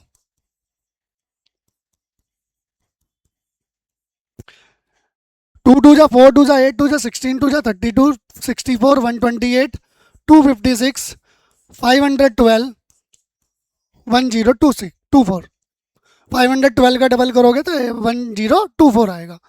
ये इसके फैक्टर आए, इसके प्राइम फैक्टर, क्योंकि ये 2 से ही डिवाइड होता चला गया सारा। अब हमें स्क्वायर रूट निकालना था, तो हमने 2 2 के पेयर ले लिए थे। स्क्वायर रूट में क्या किया था, सबके 2 2 के पेयर ले लिए थे। बट यहाँ पर ऐसा नहीं है, यहाँ पर कितने का पेयर लेना है, 3 3 का। कितने का लेना है, 3 3 का। तो ये क्या कंप्लीट 2 × 2 3 बार ही आया। क्यूब रूट में क्या बच रहा है, क्यूब रूट में क्या बच रहा है, 2 बच रहा है, एक 2 बच गया ना, तो जो बच गया उसको ऐसे लिख देंगे क्यूब रूट 2। टोटल इसका आंसर कितना है, 2 2 जा 4 2 जा 8 8 क्यूब रूट 2 इसका आंसर आया। तो फिर ऐसी कौन सी डिजिट है जो इसका पहला क्यूब रूट बना देगी, कुछ नहीं करना, इसमें 2 और 4 से मल्टीप्लाई कर दो, कंप्लीट क्यूब रूट बन जाएगा। 2 2 जा 4, अब ये देखो पूरा पेयर बन गया। मल्टीप्लाई किससे करी, अगर मैं 1024 में 4 से मल्टीप्लाई कर दूं, जो कि मेरा रिजल्ट आना चाहिए 4096। तो आप मुझसे पूछोगे कि 2 का क्यूब रूट, तो जो 4096 है उसका जो रिजल्ट आने वाला है, अब यहाँ पर एक 2 और आ जाएगा, ये आ गया। तो अब 4096 का क्यूब रूट कितना हो गया? 2 2 जा 4 2 जा 8 2 जा 16। 16 की 3 बार मल्टीप्लाई करोगे, 3 बार का मतलब 16 इंटू 3 नहीं, 16 की 16 में 3 बार मल्टीप्लाई, आंसर आएगा 4096। तो ये हो गया क्यूब रूट, और ये प्राइम फैक्टराइजेशन से ही निकलता है। क्लियर हो गया? तो ये आपको आना चाहिए। असली जो चीज थी वो थी स्क्वायर रूट और स्क्वायर, क्यूब और क्यूब रूट, ये हेल्प करते हैं। कहीं पर वैल्यू आ जाएगी, मान लो 16 की पावर 3 आ गया, अगर आपको पता होगा 16 की पावर 3 4096 है, तो आपको हेल्प हो गई कि आप इसे फटाफट कर दोगे। बट अगर पता ही नहीं होगा तो फिर कैसे करोगे? फिर तो मल्टीप्लाई आपके पास ऑप्शन है, और मल्टीप्लाई आपने करी, आपको रिस्क बढ़ सकता है कि आपका सही होगा या गलत होगा, वो आपको भी नहीं पता होता। तो जब आपको खुद ही नहीं पता होगा तो फिर आप करोगे कैसे उसको? तो ये आपको इस चीज़ पे ध्यान देना है कि भाई किस तरीके से निकलने वाला है।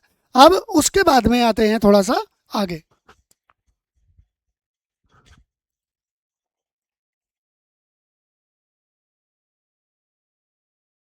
जो असली चीज़ है, जो बच्चे फंसते हैं, हमने आपको क्या क्या सिखा दिया? एक्सपोनेंशियल सिखा दिया, आपको क्या सिखा दिया? Square root, square, cube root, cube, ये सिखा दिया आपको। फिर अब क्या सिखाने वाले हैं? अब सिखाने वाले हैं आपको आज अलजेब्रिक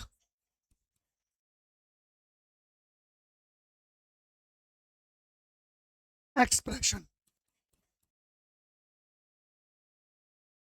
ये 11th 12th की फिजिक्स में यहाँ ये क्यों पढ़ाना पड़ जाता है? क्योंकि ये 11th 12th से पहले, ये 11th 12th की फिजिक्स से पहले क्यों पढ़ाना पड़ जाता है? क्योंकि यहाँ सबसे पहले आपको ये पता होना चाहिए कि कोई क्वेश्चन कहीं आकर के स्टक हो गया और वो उस फॉर्मेट में आ गया जहां आपको वैल्यू निकालनी है, और वैल्यू एक्स और वाई की फॉर्मेशन में निकलेगी, तो आप उसके आंसर को कैसे करोगे? उसको सॉल्व करने के लिए आपको अलजेब्रा की हेल्प लेनी पड़ेगी, और अलजेब्रा का नाम इंग्लिश के अल्फ़ाबेट से बड़ा है। अल्फ़ाबेट जहां शुरू हो जाते हैं वहां अलजेब्रा है।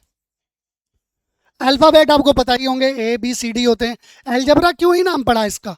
क्योंकि अल्फ़ाबेट को हमें यूज़ करना है, हमें अल्फ़ाबेट को यूज़ करना है। कि ये ज़रूरी नहीं है कि हमारी ए बी सी डी हो या कुछ भी, कोई भी, बहुत सारे इसमें अलग अलग जो है लैंग्वेज के हम कोफिशिएंट वैल्यू, कांस्टेंट वैल्यूज़ लेते हैं, तो वो सारे के सारे हमारे अलजेब्रा फॉर्मेशन में ही यूज़ हुए हैं। ग्रीक वर्ड बोलते हैं हम इनको, तो ग्रीक वर्ड की तरह आप इसको समझेंगे। ए बी सी डी जहाँ पर यूज़ हो जाएंगी, उससे बनने वाला जो भी पॉलिनोमियल है, पोली, पोली माने अकेला, फंक्शन ऐसा जो रिप्रेजेंट कर रहा हो दो या दो से ज़्यादा बातों को, वो हमारा अलजेब्रा कहलाता है। ये हमेशा अल्फ़ाबेट की हेल्प से ही बन पाएगा। जैसे 5 चेयर 10 100 रुपये कॉस्ट है, तो 3 बॉल का क्या कॉस्ट होगा? अगर इस तरीके से हम कैलकुलेशन निकालें तो हमें क्या करना पड़ेगा? एक को एक्स मानना पड़ेगा कॉस्ट को, और एक को वाई मानना पड़ेगा। एक्स और वाई जहाँ पर भी लग गया वो अलजेब्रा एक्सप्रेशन बन गया। मेरा यहाँ पर सिर्फ एग्जांपल देने का पर्पज़ है कि अलजेब्रा बना क्यों, इसका नाम अलजेब्रा ही क्यों है, क्योंकि ये अल्फ़ाबेट से बनता है। इसलिए जहाँ A B C D X Y Z use होना शुरू हो जाए, वो पूरा का पूरा अलजेब्रा का पोर्शन है, कहीं पर भी हो ये। तो अलजेब्रा मतलब अल्फ़ाबेट, बस। अब अल्फ़ाबेट के साथ में आप दो वैल्यू लगाओगे। पहले नंबर पे लगाओगे कोफिशिएंट वैल्यू, कोफिशिएंट। दूसरे नंबर पे लगाओगे कांस्टेंट। कोफिशिएंट का मतलब क्या होता है? को साथ देगी अल्फ़ाबेट का, बस। जैसे 5x, 5x square, 3x cube, ये जो 3 है, 5 है, ये x cube, x square, x के साथ कुछ भी हो सकता है, 7xy भी हो सकता है। ये रहा, यहाँ पे 7 है, यहाँ पे कुछ भी नहीं है तो 1 है। ये जो डिजिट्स लिखी हुई हैं, ये ये डिजिट्स, ये सारी कोफिशिएंट वैल्यू हैं। किसकी? एक्स की अलजेब्रा को रिप्रेजेंट कर रही हैं। इसका मतलब है कि यहाँ पे एक्स 5 बार ऐड हुआ है, यहाँ पे एक्स स्क्वायर 5 बार ऐड हुआ है, यहाँ पे एक्स क्यूब 3 बार ऐड हुआ है, यहाँ पे एक्स 7 बार ऐड हुआ है, यहाँ पे वाई 1 बार ऐड हुआ है। और इन दोनों के कॉम्बिनेशन को हम अलग अलग फॉर्मेट में लिखेंगे। कांस्टेंट वैल्यू क्या हो गई? जो सिर्फ अकेली आएगी, जैसे 7x प्लस वाई प्लस 9, ये 9 जो है ये कांस्टेंट वैल्यू हो गई, कांस्टेंट वैल्यू। ये कोफिशिएंट वैल्यू हो गई, ये कांस्टेंट वैल्यू हो गई। दोनों में फर्क होना चाहिए। तो कांस्टेंट वैल्यू में कोई भी वेरिएबल नहीं मिलेगा, इनको हम वेरिएबल भी कह रहे हैं, इसलिए अलजेब्रा में है। अल्फाबेट है तो अलजेब्रा से। अब मेरा मुद्दा आपको ये बताना था कि इसका नाम अलजेब्रा क्यों पड़ा। अल्फाबेट यूज हो रहे हैं with coefficient and constant term. Coefficient क्या है वो भी हम आपको बता चुके हैं, कांस्टेंट क्या है वो भी आपको बता चुके हैं। अब मुद्दे की बात पे आते हैं अलजेब्रिक एक्सप्रेशन में। अलजेब्रिक एक्सप्रेशन में आपको मोनोमियल, पॉलिनोमियल, ये चीज़ें मैं यहाँ नहीं पढ़ाने आया, क्योंकि ये छोटी क्लासेस की चीज़ें आप पढ़ सकते हो, 8th क्लास की हैं, है ना, 8 से नीचे नीचे की हैं। वैसे तो आपने सब कुछ पढ़ रखा है, बट जो मैं आपको अपग्रेड करने आया हूँ, वो मेरा अपग्रेडेशन का मतलब यहाँ पर ये है कि हम फंसते कहाँ हैं लूप में? हम फंसते हैं फैक्टराइजेशन में। फैक्टराइजेशन को समझ लेते हैं। फैक्टराइजेशन होते कितने टाइप का है? फैक्टराइजेशन अलग अलग पॉलिनोमियल के हिसाब से अलग अलग तरीके से यूज होता है, बट यहाँ पर मैं आपको सिर्फ फैक्टराइजेशन निकालने के कुछ मेथड बताने आया हूँ कि भाई आप किस किस तरीके से निकाल सकते हो, या पहले आपको क्या ट्राई करना चाहिए। पहले नंबर पे आपको जब भी फैक्टर निकालने हो, आपको ट्राई करना चाहिए कॉमन फैक्टर। सबसे पहला काम यही करो। इसको समझ लेते हैं ये होता क्या है। मैंने आपको एक पॉलिनोमियल दिया, मान लो आपने क्वेश्चन सॉल्व किया और पूरा का पूरा रिजल्ट निकल करके यहां पर आकर के फंस गया।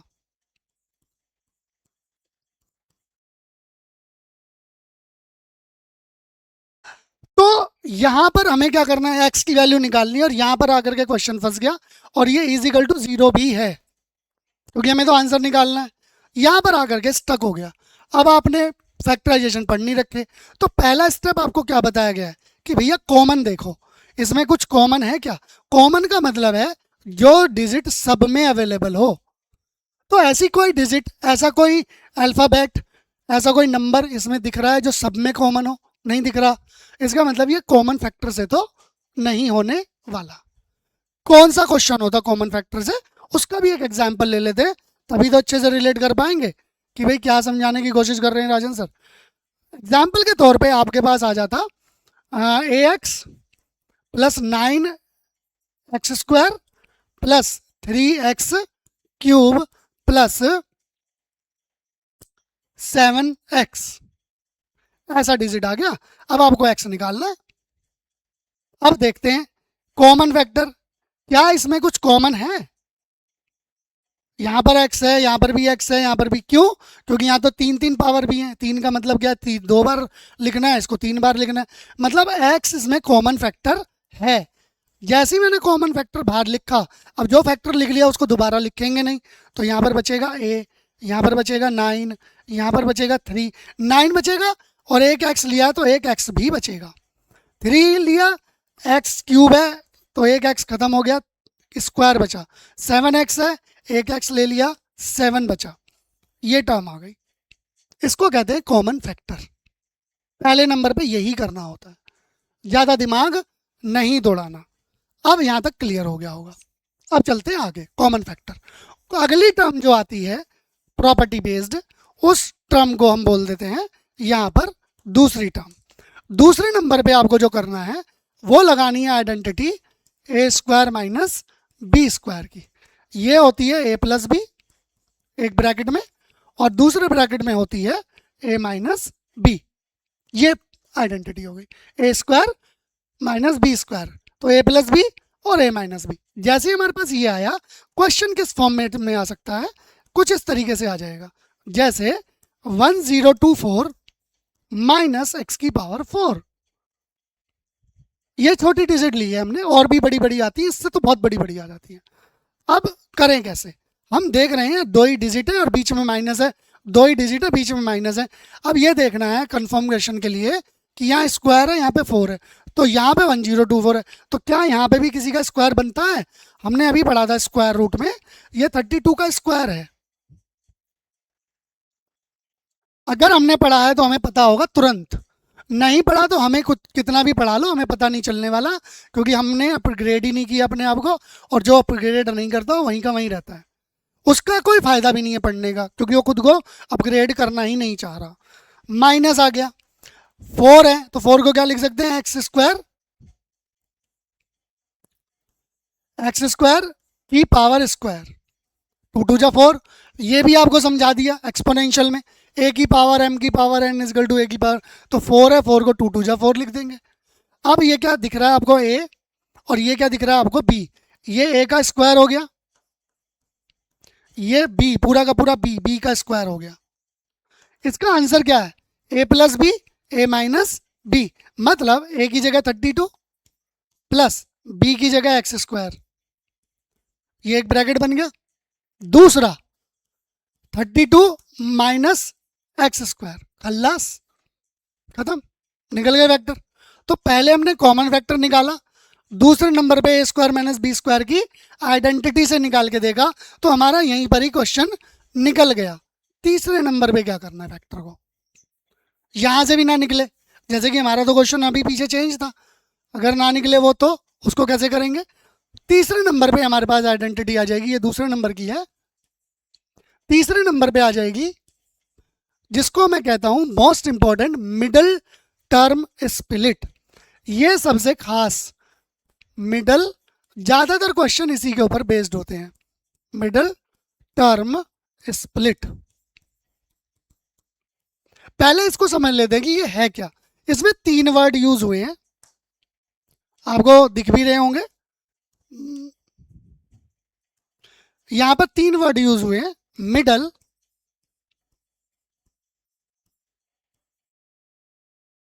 Term, split. है क्या? क्वेश्चन समझते हैं। एक्स स्क्वायर प्लस ले लेते 7x प्लस 12, ये क्वेश्चन दिया, इस टाइप से ही आएगा। ये एक कौन सी टाइप है? इसको भी आपको पता चल जाना चाहिए देखते ही कि ये एक क्वाड्रेटिक इक्वेशन टाइप है, a x square plus b x plus c की फॉर्मेशन में है, ये देख रहे होंगे आप। यहां पर जो कोफिशिएंट वैल्यू है वो 1 है, यहां पर जो कोफिशिएंट वैल्यू है वो 7 है, और ये जो टर्म है ये कांस्टेंट है। तो राजन सर ने जो भी पीछे पढ़ाया कि अलजेब्रा हमेशा 3 चीज़ों से मिलकर के बनेगा, पहले नंबर पे अल्फ़ाबेट, दूसरे नंबर पे कोफिशिएंट, और तीसरे नंबर पे कांस्टेंट। तीनों चीज़ों को जब आप मिला देते हैं, चाहे उसका एडिशन करें, सब्ट्रैक्शन करें, डिवीज़न करें, मल्टीप्लाई करें, एक्सपोनेंट करें, कुछ भी आप उसके साथ ट्रीटमेंट करते हैं, वो पूरा का पूरा formation is known as algebra, उसको अलजेब्रा कहेंगे। उसको इक्वेशन फॉर्म में लिख दीजिए, पॉलिनोमियल फॉर्म में लिख दीजिए, चाहे और अदर इक्वेशन फॉर्म में लिख दीजिए, क्वाड्रेटिक में या क्यूबिक में, वो पूरा का पूरा आपका क्या कहलाएगा? अलजेब्रिक एक्सप्रेशन या अलजेब्रा कहलाएगा। ये क्वाड्रेटिक इक्वेशन हो गई, इसमें 3 चीज़ें आ गई, क्या क्या आ गई? कोफिशिएंट आ गया, उसके बाद में आपके पास पॉलिनोमियल आ गया, यानी कि इसका जिस पे काम कर रहा है, एक्स पे काम कर रहा है, ये वेरिएबल इसको कहते हैं, ठीक है। और ये एक्स वेरिएबल, 2 टाइप वेरिएबल हो, 3 टाइप वेरिएबल हो, वेरिएबल का मतलब वही जो अलजेब्रा, जो हम अल्फ़ाबेट लिख रहे थे, ये वही CD, तो उसमें एक्स वाई जेड आ गया, उसके साथ कोफिशिएंट लगा दिया, तो 3 चीज़ों से अलजेब्रा बना है। अब हम आ गए, हमने आपको बता दिया कि ये जो फॉर्मेशन होती है इसको बोलते हैं क्वाड्रेटिक फॉर्म, क्वाड्रेटिक फॉर्म। और जब ये क्वाड्रेटिक फॉर्म आती है तो इस क्वाड्रेटिक फॉर्म को कैसे सॉल्व करें? इसको सॉल्व करने का बेस्ट तरीका होता है middle term split. Middle term ये है जी, मिडल, इसको टुकड़े कर देना है, बस ये खेल है इसमें। मिडल टर्म को स्प्लिट, मिडल टर्म स्प्लिट, यानी कि ना तो इसको छेड़ना है ना तो इसको छेड़ना है। ये दोनों एज इट इज लिखी जाएंगी, इनके साथ कोई भी ट्रीटमेंट नहीं होगा। फिर ब्रेक किसको करेंगे? सिर्फ मिडिल को। ये चीज़ आपको ध्यान रखनी है, बहुत इजी है, कोई रॉकेट साइंस नहीं है, बिल्कुल अच्छे से समझ में आ जाती है। तो आपको क्या करना है? मिडिल टर्म को स्प्लिट कर देना है। जब आप मिडिल टर्म को स्प्लिट करेंगे, मुद्दा ये आता है कि सर करना कैसे है, बस ये बता दो। पहले आपको ये ध्यान रखना है कि यहाँ पे कोई कोफिशिएंट वैल्यू तो नहीं है। अब नहीं है तो इसका मतलब 1 है। 1 है तो जो ये कांस्टेंट वैल्यू है उसकी कोफिशिएंट वैल्यू से मल्टीप्लाई करनी है। ये स्टेप नंबर 1, पहला स्टेप। यानी कि कांस्टेंट की एक्स स्क्वायर के कोफिशिएंट के साथ मल्टीप्लाई। तो 12 की 1 से मल्टीप्लाई करी तो आंसर आया 12। 12 के प्राइम फैक्टर करने हैं तुरंत। जो भी कोफिशिएंट और कांस्टेंट की मल्टीप्लाई करके रिजल्ट आएगा उसके करने प्राइम फैक्टर। प्राइम फैक्टर भी राजन सर ने पीछे बता दिए कि कैसे, प्राइम नंबर से ही निकलेंगे। सबसे छोटा प्राइम नंबर 2 होता है, फिर 2 से होगा, फिर अगला उससे बड़ा 3 होता है। तो 2 2 3 आए इसके। यानी कि कोफिशिएंट और कांस्टेंट की मल्टीप्लाई करी 12 आया। 12 का दूसरा स्टेप किया, प्राइम फैक्टर आया। ये क्वेश्चन लिखा हुआ है। अब इस फैक्टर को इस तरीके से अरेंज करना है। तीसरा काम, पहले क्या किया? मल्टीप्लाई, दूसरे में प्राइम फैक्टर। तीसरा काम करना है इसमें कि आपको इस फैक्टर को इस तरीके से अरेंज करना है कि इनकी मल्टीप्लाई करूं। ये तीन फैक्टर लिखे हैं ना, 300 भी लिख के हो सकते हैं, 5 भी लिख के हो सकते हैं। आपको किन्हीं 2 में कन्वर्ट करना है बस, पहला। और फिर उसको इस तरीके से कन्वर्ट करना है 2 में कि मल्टीप्लाई करो उनकी तो ये आ जाए। ये जो पूरा आ रहा है कांस्टेंट और कोफिशिएंट की मल्टीप्लाई करके जो आ रहा है। और जब उन दोनों को, उन्हीं दोनों डिजिट को छेड़ना नहीं है, मल्टीप्लाई कर दी तो ये आ जाना चाहिए, और प्लस करो तो ये आ जाना चाहिए। यहाँ पे प्लस है, ये प्लस का 7 आना चाहिए। एग्जाम्पल से समझाता हूँ। 2 2 जा 4 और 3। अब मैंने इनको 2 पार्ट में तोड़ लिया, 2 और 3 आए मेरे पास आंसर। 3 फैक्टर थे, 2 पार्ट बना दिए, 4 और 3। अब मैं इन 4 और 3 को अगर ऐड करूं, प्लस में भी 4 और 3 भी प्लस में, तो टोटल प्लस के 7 ही चाहिए थे ना मुझे।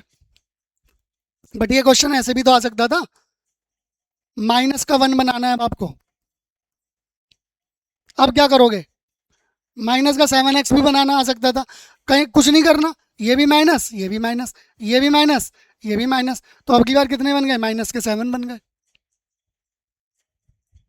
अब अगर ये माइनस का 1 बनाना होता तो ये क्वेश्चन में -1 बनाना हो तो ये माइनस और ये प्लस, माइनस का 1 बन गया। देखो -4 प्लस, डिजिट तो वही है, फैक्टर भी वही है, डिजिट चेंज करते जा रहे हो, मेरे रिजल्ट चेंज होते चले जाए। प्लस कर दिया, मैंने प्लस कर दिया। आपको की कॉन्सेप्ट समझना है। तो पहला स्टेप हुआ कोफिशिएंट। कोफिशिएंट, कोफिशिएंट पता होना चाहिए। कोफिशिएंट, इसके आगे जो भी डिजिट होगी वो कोफिशिएंट होगी। कोफिशिएंट और जो किसी भी ABCD के साथ के बिना होगा वो कांस्टेंट होगा। तो ये इसकी इसमें मल्टीप्लाई पहला स्टेप, प्राइम फैक्टराइजेशन दूसरा स्टेप, तीसरे में उसको अरेंज करना है। मल्टीप्लाई आप इन दोनों की कर लो 12 और दोनों को ऐड कर दो 7। तो अब आपको ये शुरू के और लास्ट के नहीं छेड़ने थे, मना किया था। चेंज करना बीच वाला। 7 को क्या लिखोगे? प्लस का 4x प्लस का 3x। अब आपको बनाने हैं पेयर, इधर से भी और इधर से भी। इन दोनों में कॉमन फैक्टर क्या है? कुछ कॉमन बिल्कुल है। क्या है? कॉमन लेते ही बचा x प्लस 4। अब इन दोनों में पहले तो प्लस ही कॉमन है, फिर 3 कॉमन है। यहाँ पे 3 कॉमन ही ले लिया। कॉमन का मतलब है जो लिख दिया वो दोबारा नहीं लिखा जाएगा, 3 लिख दिया तो नहीं लिखा जाएगा। अब 12 कैसे बना है? 4 × 3 से। 3 लिख दिया तो नहीं लिखा जाएगा, क्या लिखा जाएगा? प्लस का 4, क्योंकि 4 ही तो बचेगा। फैक्टर क्या है इसके? 4 × 3। 3 तो हमने बाहर लिख दिया, तो बचा क्या? 4 ही तो बचा, तो x प्लस 4। अब ये दो अलग अलग आ गए, एक ये आ गया, एक ये आ गया। इन दोनों में क्या है? इन दोनों में x प्लस 4 है दोनों, तो x प्लस 4 हमने अलग लिख दिया, ये आ गया x प्लस 4। ये कॉमन फैक्टर है सेम। जब ये कॉमन फैक्टर बाहर ले लिए, बचा क्या? यहाँ पर x और यहाँ पर 3, दूसरे ब्रैकेट में आ गया x प्लस 3। अगर यहाँ पर 0 होता तो इजिकल टू 0 लिख देते। अब दो फैक्टर आ गए, x प्लस 4 इजिकल टू 0, तो x इजिकल टू -4 और x plus 3 is equal to 0, x is equal to minus का 3। खल्लास, खेल खत्म। ये था हमारा तीसरे नंबर पे मोस्ट इंपॉर्टेंट प्राइम फैक्टराइजेशन, जिसको मैं कहता हूं मिडिल टर्म स्प्लिट। ये मेन बेस है। एक दो और अलग तरीका निकला है तो निकला है। अगर जिसने ये 3 बेस कर लिए, फैक्टर में उसको दिक्कत नहीं आएगी। और इस तरीके का जब कहीं पर इस तरीके से क्वेश्चन फंस जाएगा और अगर उसको ये चीज़ नहीं आती होगी तो निकलेगा ही नहीं उससे, उससे फैक्टर ही नहीं होंगे। फैक्टर नहीं होंगे तो उसका आंसर ही नहीं निकलेगा। यही है प्रॉब्लम फिजिक्स की। यहीं पे ये छोटी छोटी चीज़ें आपको, और ये कहाँ से शुरू हो गया, 7 से शुरू हुआ, फिर 8th में, फिर 9th में, फिर 10th तक भी इन्होंने पीछा नहीं छोड़ा। पर आपने 10th तक भी नहीं सीखे क्योंकि आप ढीठ हो बिल्कुल। और जिसने सीख लिए वो ऑटोमेटिकली कह रहा होगा कि फिजिक्स में वाकई में राजन सर सही कह रहे हैं, ये तो बहुत यूज़ होते हैं, जगह जगह आ जाते हैं। और हमें आते हैं, हम तो भाई इनमें रुकते ही नहीं है, फटाफट करके निकल जाते हैं। और रुकेगा कौन, जिसको फैक्टराइजेशन पता ही नहीं होगा। ये 3 बेस्ट चीज़ हैं जो आनी ही चाहिए, है तो और ऑटोमेटिकली और 3 मिनिमम 3 और हैं जो हम पढ़ाते हैं। बट आज का सेशन यहीं पे वाइंड अप करता हूँ। ये आज आपको हमने जो चीज़ें सिखाई हैं उन पे फोकस करेंगे और आगे बढ़ेंगे। Thank you so much.